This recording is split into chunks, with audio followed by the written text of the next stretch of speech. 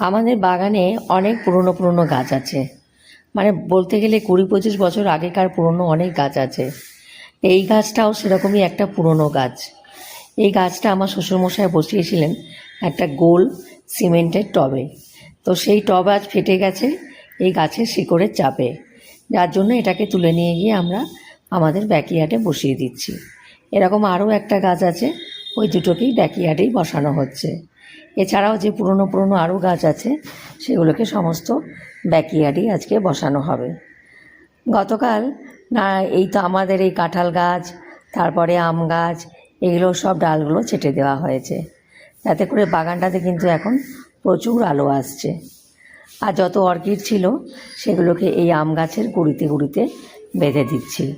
এরা এই আম গাছ থেকেই এবার খাবার পাবে এবং এটা থেকেই কিন্তু গাছগুলো আস্তে আস্তে বাড়তে থাকবে।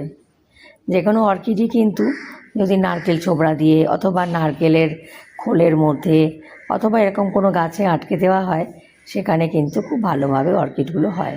আর এই ছোট্ট গঙ্গা ফড়িংটাই বা বাদ যায় কেন, ও থাকুক ভিডিওতে।